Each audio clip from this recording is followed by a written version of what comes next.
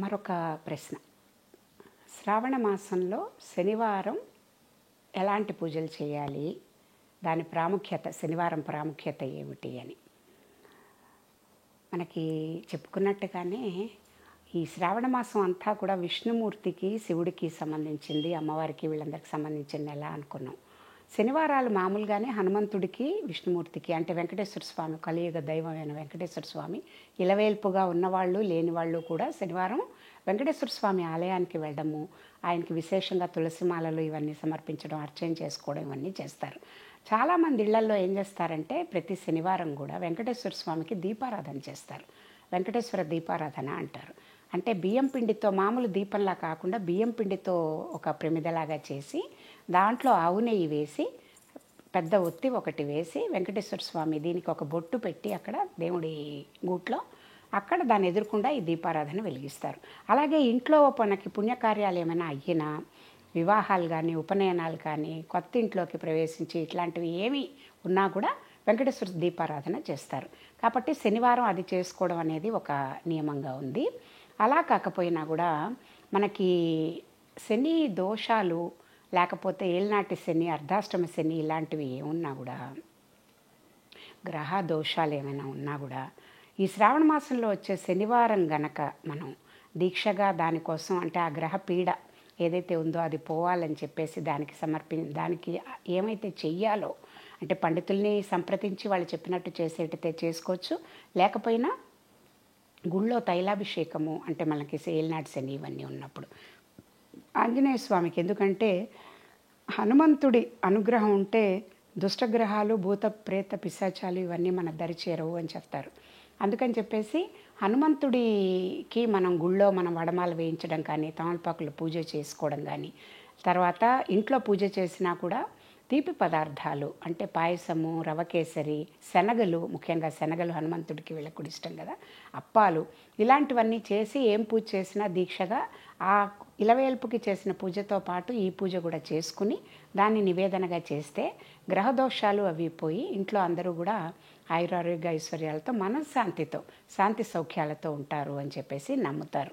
అంటే ఒకటండి, ఇప్పుడు మామూలుగా చూస్తే ఇది భగవంతుడితో మనం చేసే ఏ పనైనా కూడా మనకు అనిపిస్తుంది, అంటే ఇది చేస్తే ఇది, ఇది చేస్తే ఇది అని. కామ్యకర్మలు ఒక బిజినెస్ లాగా, ట్రేడ్ లాగా అట్లా ఎందుకు చెప్తారు అని. అంటే మనం చేస్తున్నందువల్ల ఇప్పుడు సూర్యుడికి అంత పెద్ద ప్రపంచం అంతా, యూనివర్స్ అంతా ఉన్న, విశ్వం అంతా ఉన్న దేవుడికి మనం ఇచ్చేది ఏ పాటండి?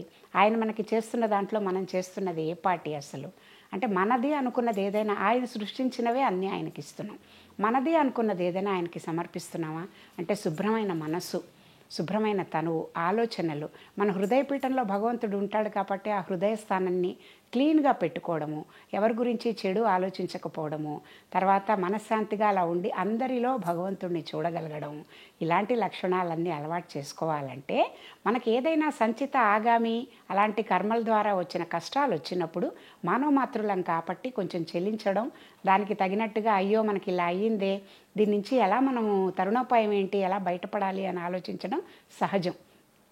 కానీ అలా చేస్తున్నప్పుడు వాటి వల్ల అవుతుందా అంటే అవ్వచ్చు, అవ్వకపోవచ్చు. నమ్మకంగా మనం ఎందుకు చేసుకుంటామంటే మన మైండ్ని డైవర్ట్ చేసుకోవడానికి.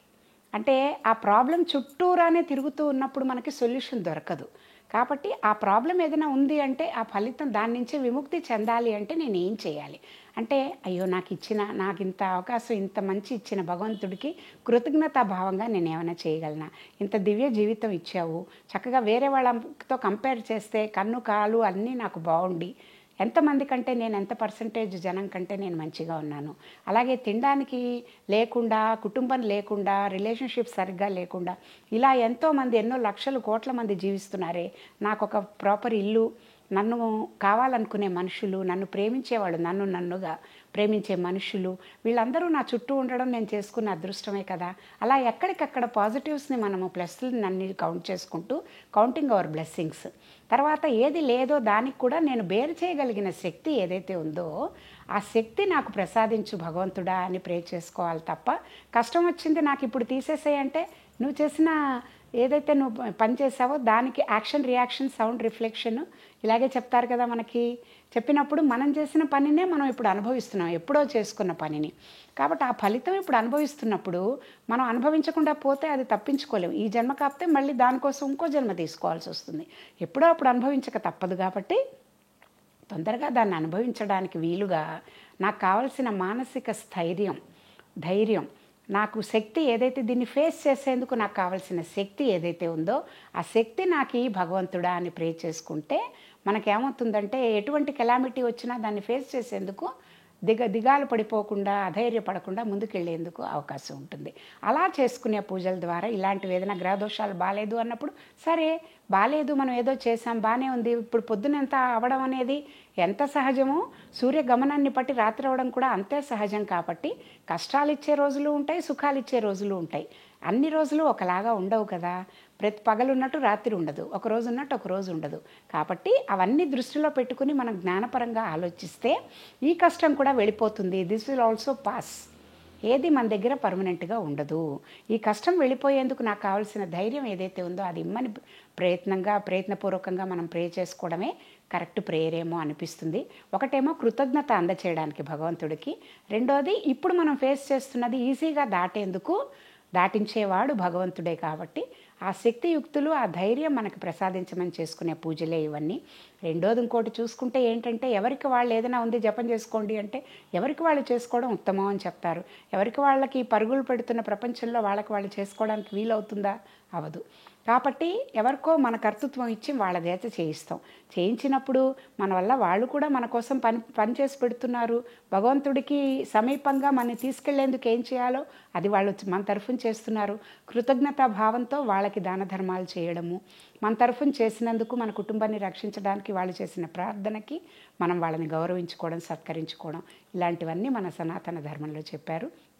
వీలైనవి శనివారాలు అన్నీ మనం కుదిరక చేయకపోయినా కనీసం శ్రావణ మాసంలో వచ్చే ఒక్క శనివారం అయినా ఆలయ దర్శనము, ఇంట్లో పూజ, తర్వాత శనిగ్రహ దోషాలు ఇంట్లో ఎవరికైనా ఉంటే దానికి కావలసిన పరిహారాలు, ఇలాంటివన్నీ చేసుకుంటూ శ్రావణ మాసంలో వచ్చే శనివారాలని కూడా మనం పవిత్రంగా భావించుకుని పాత కర్మల్ని తగ్గించుకుంటూ ఆరోగ్యంగా, ఆనందంగా, ఐశ్వర్యాలతో, శని దోషాలు లేకుండా ముందుకు వెళ్ళేటట్టుగా మనని అనుగ్రహించమని ఆ భగవంతుడిని ప్రార్థిస్తూ